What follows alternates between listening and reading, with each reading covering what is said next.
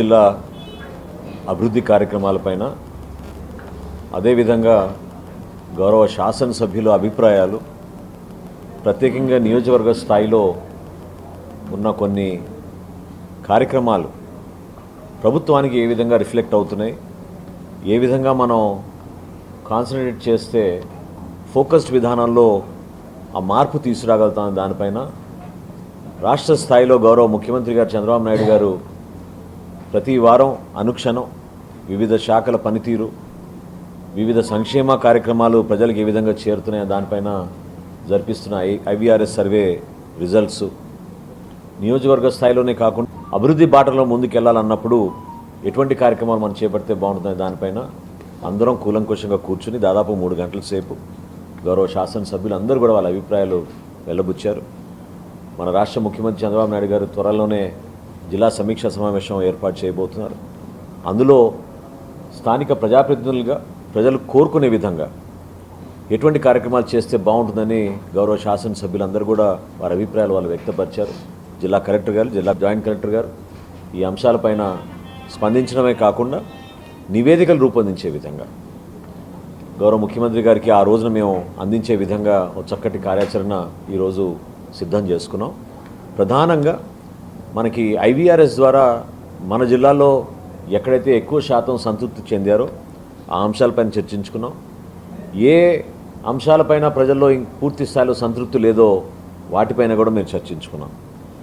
ఈ కొన్ని అంశాలు ప్రత్యేకంగా ఆర్థిక అంశాలు, కొన్నేమో నాన్ ఫైనాన్షియల్ అంశాలు, వాటిపైన కూడా కొంచెం లోతుగా అవగాహన తెచ్చుకుని ఈ వేసవి కాలంలో మేము చేపట్టాల్సిన పనులు, అది మంచినీటి కార్యక్రమం కానివ్వండి, లేదా జల్ జీవన్ మిషన్ ద్వారా తీసుకురావాల్సిన నిధులు కానివ్వండి, పంచాయతీరాజ్ విభాగంలో అంతర్గత రోడ్ల నిర్మాణం కానివ్వండి, ఆర్ఎండ్బి రోడ్ల నిర్మాణం కానివ్వండి, ప్రజలకి సౌకర్యం పెంచే విధంగా ఆర్టీసీ సర్వీసెస్, అదేవిధంగా బస్ స్టాండ్స్, వీటితో పాటు ఎక్కువగా ప్రజలు క్షేత్రస్థాయిలో కొంతమంది బాగా ఇబ్బంది పడేది పెన్షన్ల విషయంలో, అది కూడా నమోదు చేసుకుని పూర్తి స్థాయి వివరాలు తెచ్చుకుని ఎంతమంది లబ్ధిదారులు కోరుకుంటున్నారు, పెండింగ్ ఎన్ని ఉన్నాయి, ఏ విధంగా మనం ముఖ్యమంత్రి గారికి నివేదిక అందించేదాన్ని దానిపైన మేము చెక్ చేసుకున్నాం.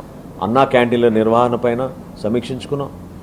అదేవిధంగా క్షేత్రస్థాయిలో అందించాల్సిన ప్రభుత్వ కార్యక్రమాల్లో భాగంగా ప్రభుత్వ పాఠశాలలోనూ సంక్షేమ హాస్టల్స్లోనూ వాటి నిర్వహణ, అక్కడున్న వసతులు సౌకర్యాలపైన కూడా లోతుగా మేము ఈరోజు చర్చించుకున్నాం. ప్రాథమికంగా ఎక్కడ కూడా మనకి ఇబ్బంది కలగకూడదు, మన ప్రాంతంలో ఏలూరు జిల్లాలో మనం చేపట్టే కార్యక్రమాలు అంతిమంగా గౌరవ ముఖ్యమంత్రి గారి ప్రతిష్ట పెంచడమే కాకుండా మన ప్రాంతానికి పెట్టుబడులు వచ్చే విధంగా ఆకర్షించాలి అనే ఆలోచనతో అందరం కూడా ఏకదాటిపైన ఒక నిర్ణయం తీసుకున్నాం. ఎక్కడైతే భూములు మాకు అవకాశం ఉందో, అది రిజర్వ్ ఫారెస్ట్ ల్యాండ్ కానివ్వండి, డీకేటీ భూములు కానివ్వండి, గతంలో ఏపీఐసీకి అందించిన 174 ఎకరాలు మన ప్రభాకర్ గారి కాన్స్టిట్యున్సీలో కానివ్వండి, వీటన్నిటిని మేము లోతుగా సమీక్షించుకుని ఎట్టి పరిస్థితుల్లో కూడా మీడియం అండ్ స్మాల్ ఇండస్ట్రీస్ని ఆకర్షించే విధంగా, తద్వారా ఉపాధి కల్పించే విధంగా ఖచ్చితమైన ఒక ప్రణాళిక సిద్ధం చేసుకుందామని ఈ రోజున నిర్ణయం తీసుకున్నాం. తప్పకుండా రాబోయే రోజుల్లో ఏ విధంగా ఉద్యాన పంటలపైన ఫోకస్ పెట్టామో, హార్టికల్చర్ పైన ఎక్కువగా మన జిల్లాలో ప్రాధాన్యత ఇస్తేనే మనం మన జిల్లాల్ని 5వ స్థానం నుంచి 3వ స్థానం తీసుకెళ్లాలనే ఒక నిర్ణయం గతంలోనే మనం డిఆర్సీలో తీసుకున్నాం. దానికి అనుగుణంగా ఇండస్ట్రియలైజేషన్ కూడా చేయాలి. కొత్తగా పెట్టుబడులు పెట్టడానికి పారిశ్రామికవేత్తలు వచ్చినప్పుడు వాళ్ళకి భూములు చూపించి ఈ ప్రాంతంలో అటువంటి వెసులుబాటు కల్పించాలనే ఆలోచనతో ఈ రోజున చాలా సీరియస్గా ఆ అంశాలపైన చర్చించుకున్నాం. అదేవిధంగా రైతాంగానికి ఉపయోగపడే పంట కాలువల గురించి, కొత్తగా ఏమైనా లిఫ్ట్ ఇరిగేషన్స్ ఏవైతే పెండింగ్ ఉన్నాయో వాటి గురించి కూడా మేము ఈరోజు గుర్తించి ప్రత్యేకంగా పర్యాటక విభాగం ద్వారా మన ప్రాంతంలో ఒక టెంపుల్ టూరిజం సర్క్యూట్ ఏర్పాటు చేయాలని ఆ ప్రతిపాదనలు కూడా అందరూ కూడా చర్చించారు. పాపికొండల ప్రాంతంలో మనకి పోలవరం నిర్మాణం జరుగుతున్న తరుణంలో అక్కడ రోడ్ కనెక్టివిటీ ఇంప్రూవ్ చేసి పాపికొండల నుంచి కూడా మనం టూరిజం సెక్టర్ని ఇంప్రూవ్ చేసే విధంగా ముందుకెళ్దామని ప్రత్యేకంగా కోరుకున్నాం. శ్రీ లక్ష్మీ నరసింహస్వామి వారి ఆలయం దగ్గర గెస్ట్ హౌసెస్ నిర్మాణం, అక్కడికి 2 లేన్ల రహదారిని 4 లేన్ల రహదారిగా మార్చడం, ఇటువంటి అంశాలన్నీ కూడా చాలా చక్కటి సూచనలు ఇచ్చారు. విచ్ ఆర్ ప్రాక్టికలే కాదు, ఇంప్లిమెంటబుల్. ఈ 3-4 నెలల్లోనే మేము చేపట్టబోయే కార్యక్రమాలు వాటిపైన దృష్టించాం. ఏలూరు కార్పొరేషన్ గురించి చంటి గారు చాలా క్లియర్గా కొన్ని అంశాలు ప్రత్యేకంగా శానిటేషన్ పైన దృష్టి సారించాలనే విషయం చెప్పారు. ఇమ్మీడియట్గా కలెక్టర్ గారు కూడా స్పందించి రాబోయే రోజుల్లో వారం 10 రోజుల్లోనే ఒక 50 మంది సిబ్బందిని అదనంగా తీసుకొని ఎక్కడ కూడా శానిటేషన్ ఇష్యూస్ లేకుండా యుద్ధ ప్రాతిపదికన పనులు చేపడతామని హామీ ఇచ్చారు. ఈ విధంగా అభివృద్ధి కార్యక్రమాలు, సంక్షేమ కార్యక్రమాలు రెండింటినీ మేము కలుపుకొని భవిష్యత్తులో చేపట్టాల్సిన కొన్ని కార్యక్రమాలు గౌరవ ముఖ్యమంత్రి గారి దృష్టికి తీసుకెళ్ళినప్పుడు ఇమ్మీడియట్గా ఆయన దగ్గర నుంచి ఆ స్పందన వచ్చే విధంగా ఒక చక్కటి ప్రజెంటేషన్ చేద్దామని అందరం కూడా ఒక మంచి వాతావరణంలో పార్టీలకు అతీతంగా అందరం కలిసికట్టుగా మన జిల్లాని మనం అభివృద్ధి చేసుకోవాలి, ప్రజలకి మేలు చేయాలి. కేంద్రం నుంచి భారతీయ జనతా పార్టీ నరేంద్ర మోడీ గారి నాయకత్వంలో ఈ రోజున అందిస్తున్న సహాయం సహకారం పోలవరం నిర్మాణంలో, పోలవరం నిర్వాసితుల విషయంలో కానివ్వండి, ఆ ప్రాంతంలో నిర్మాణం చేయాల్సిన కళాశాలల విషయంలో కానివ్వండి, ప్రత్యేకంగా హౌసింగ్ విషయం గురించి కూడా గౌరవ శాసనసభ్యులందరూ కూడా ప్రస్తావించారు. అది కూడా ఇమీడియట్గా ల్యాండ్ అనే వాళ్ళకి భూములు ఇచ్చే విధంగా, స్థలాలు కేటాయించే విధంగా, కన్స్ట్రక్షన్లో ఉన్న నిర్మాణాలు ప్రభుత్వ పాఠశాలలు ప్రత్యేకంగా వాటిపైన దృష్టి పెట్టి వాటిని కూడా పూర్తి చేయాలనే ఆలోచన మన ధర్మరాజు గారు కూడా ప్రతిపాదించారు. ఖచ్చితంగా అది చక్కటి సలహా. ఎక్కడైతే మనం సెమీ కన్స్ట్రక్టెడ్ హాఫ్ ఫినిష్డ్ ప్రభుత్వ బిల్డింగ్స్ ఉన్నాయో పాఠశాలతో సహా వాటిపైన దృష్టి సారించి ఇమీడియట్గా టేకప్ చేస్తాం. వైద్య రంగంలో అందించాల్సిన కొన్ని అదనపు సహాయం గురించి, కొన్ని కొత్త పరికరాల గురించి అవి కూడా డిస్కస్ చేసాం. వాటి గురించి కూడా తప్పకుండా రాబోయే రోజుల్లో ఒక ప్రణాళికబద్ధంగా చేసుకుంటూ ముందుకెళ్తాం. 2026 ఆర్థిక సంవత్సరంలో ఖచ్చితంగా ఏలూరు జిల్లాకి ఒక అద్భుతమైన కార్యాచరణతో ప్రజలందరికీ మేలు చేసే విధంగా 3 పార్టీలు, Telugu Desam party, Janasena party, Bharatiya Janata party నాయకత్వంలో మా గౌరవ శాసనసభ్యులు అందరూ కూడా కలిసికట్టుగా ఎక్కడ కూడా ఎటువంటి లోపం లేకుండా ప్రజలకి మరింత మెరుగైన సేవలు అందించడానికి సిద్ధంగా ఉన్నాం. నేను ఏలూరు ప్రభుత్వ ఆసుపత్రి విషయం గురించి ఆల్రెడీ గౌరవ మంత్రివర్యులు సత్య యాదవ్ గారితో మాట్లాడానండి. ఆయన కూడా ప్రత్యేకంగా దీనిపైన దృష్టి సారించి రిపోర్ట్ తెప్పించుకుంటా అన్నారు. కమిషనర్ హెల్త్ ఆయనతో కూడా మాట్లాడాం, ప్రిన్సిపల్ సెక్రటరీ హెల్త్ గారితో కూడా మాట్లాడాం. త్వరలోనే ఒక సమీక్ష సమావేశం ఏర్పాటు చేసి మీరే చూస్తారు రిజల్ట్స్ అక్కడ ఇంకా మెరుగుపరిచే విధంగా ముందుకెళ్తాం. ఈరోజు కూడా ఎమ్మెల్యే గారు కూడా చెప్పారు, అక్కడ మనం అందించాల్సిన సౌకర్యాలు ఇంకా పెంచాలి, పేషెంట్స్ ఎక్కువ వస్తున్నారనే విషయం ఆయన ఈరోజు తెలియజేశారు. తప్పకుండా దానికి మీట్ అయ్యే విధంగా మేము ఆ స్టెప్స్ తీసుకుంటాం.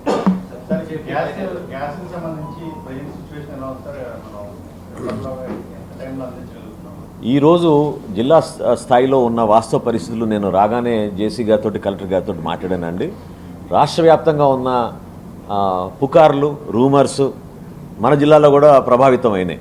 ఎందుకంటే సాధారణంగా 12 నుంచి 14 వేల బుకింగ్స్ అవ్వాల్సిన ఏలూరు జిల్లాలో 50 వేల బుకింగ్స్ జరుగుతున్నాయి.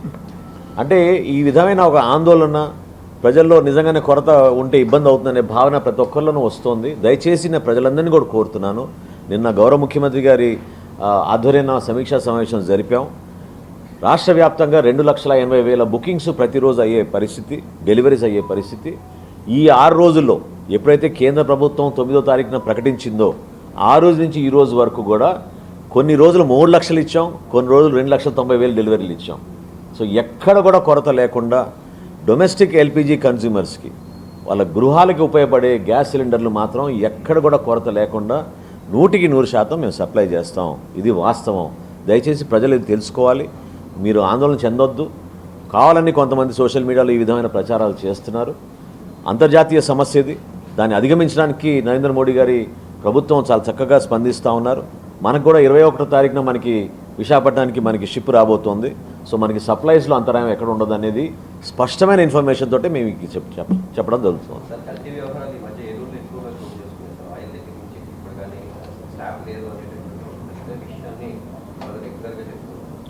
అంటే ఫుడ్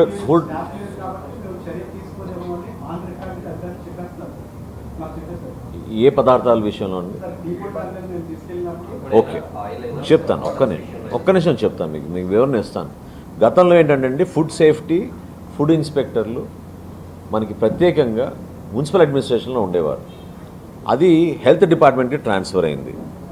ఈరోజు పౌర సరఫరాల శాఖ నుంచి మాకున్న లీగల్ మెట్రాలజీ విభాగం, అదేవిధంగా సత్యకుమార్ యాదవ్ గారితో మాట్లాడి హెల్త్ డిపార్ట్మెంట్ నుంచి కొంతమంది సిబ్బందిని తీసుకుని రాష్ట్ర వ్యాప్తంగా ముందుగా ప్రధానమైన నగరాలు విశాఖపట్నం నుంచి ప్రారంభించాం. విశాఖపట్నం చేసాం, విజయవాడ చేసాం, గుంటూరు చేసాం, తిరుపతి చేసాం. ఈ 4 నగరాల్లో కూడా మేము రకరకాల శాంపుల్స్ సేకరించి దాడులు చేసి కేసులు బుక్ చేసాం. Tier 2 సిటీస్కి రావాలి. సిబ్బంది కొరత అనేది వాస్తవం, ఎందుకంటే అప్పటి నుంచి రిక్రూట్మెంట్ జరగలేదు. ఎప్పుడైతే రాష్ట్ర విభజన జరిగిందో ఆ రోజు నుంచి ఇప్పటివరకు 59 ఖాళీలు, ఫుడ్ ఇన్స్పెక్టర్ ఖాళీలు ఇంకా అట్లానే కొనసాగుతూ ఉన్నాయి. వాటిని మెరుగుపరచడానికి ఒక ప్రణాళిక సిద్ధం చేసుకున్నాం. తప్పకుండా రాబోయే రోజుల్లో ఆ క్వాలిటీ ఉండేటట్టు, అన్అడల్టరేటెడ్ ఫుడ్ సరఫరా చేసేటట్టు, అటువంటి పదార్థాలు వాడకుండా చూసుకోవాల్సిన జాగ్రత్త ప్రభుత్వం పైన మేము బాధ్యత ఉంది కాబట్టి తప్పకుండా మేము వాటిని అరికడతాం. Thank you. రోజు నిరంతరంగా జరుగుతున్న కార్యక్రమం ఇదేంటంటే ప్రజల్లో కూడా ఒక మార్పు రావాలి. దయచేసి ప్రజలు అర్థం చేసుకోవాల్సింది ఏంటంటే ప్రభుత్వానికి 52 రూపాయలు అవుతుంది ఎకనామిక్ కాస్ట్ ఒక కిలో బియ్యం ఇవ్వడానికి. అది ఎవరో దళారులకి 12 రూపాయలకి 15 రూపాయలకి అమ్మేస్తుంటే అంతిమంగా పౌష్టికాహారం కోసం కేంద్ర ప్రభుత్వం, రాష్ట్ర ప్రభుత్వం చేస్తున్న కార్యక్రమం ఇది. ఎక్కడైతే పీడిఎస్ రైస్ స్మగ్లింగ్ జరుగుతుందో కఠినంగా వ్యవహరిస్తాం. సమాచారం ఎప్పటికప్పుడు మనకు రాగానే జాయింట్ కలెక్టర్లకి మేము అప్రమత్తం చేస్తున్నాం, కేసులు బుక్ చేస్తున్నాం, సీజ్ చేస్తున్నాం. గత ప్రభుత్వంతో మీరు పోల్చుకుంటే గణనీయంగా పెరిగినాయి మన దగ్గర ఉన్న సీజర్స్ కానివ్వండి, కేసెస్ కానివ్వండి. ఇంకా జరుగుతోంది. వాటిపైన చాలా బలమైన నిర్ణయాలు తీసుకుని ముందుకెళ్ళాలి. మీరందరూ సహకరిస్తారని మనస్ఫూర్తిగా కోరుకుంటున్నాను.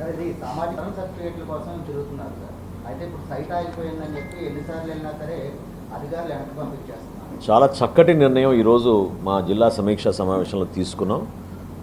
గౌరవ శాసనసభ్యులు అందరూ కూడా ప్రతిపాదించారు. కలెక్టర్ గారు కూడా ఇమీడియట్గా దాన్ని అంగీకరించారు. ఫస్ట్ సదరం ప్రోగ్రాం ప్రత్యేకంగా మన ప్రభాకర్ గారి కాన్స్టిట్యున్సీలో ఒక సాటర్డే రోజు ప్లాన్ చేశారు. దాని తర్వాత పోలవరంలో టేకప్ చేద్దామని కలెక్టర్ గారు ఈరోజు హామీ ఇచ్చారు.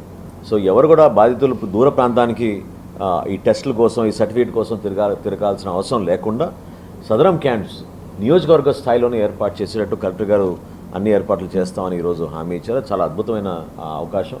దాన్ని ప్రజలు కూడా సద్వినియోగం చేసుకోవాలి.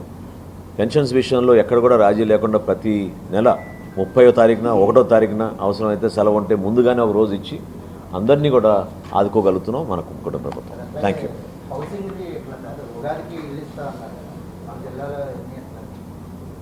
హౌసింగ్ పైన ఈరోజు ప్రత్యేకంగా డిస్కషన్ వచ్చింది. టిడ్కో గృహాల గురించి గౌరవ శాసనసభ్యులు ఏలూరు చెప్పారు.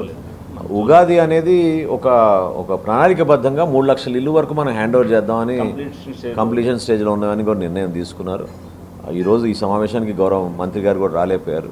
కానీ తప్పకుండా అది ప్రయారిటీ తీసుకుని చేస్తున్నాం. కేంద్ర ప్రభుత్వం కూడా మీ అందరికీ తెలుసు 1,39,000 నుంచి 2 లక్షల వరకు 2,29,000 వరకు పెంచారు ఇప్పుడు. సో ఇల్లు కట్టుకోవడానికి కూడా ఎక్కువ మందికి అవకాశం కల్పిస్తున్నాం. థ్యాంక్ యూ అండి.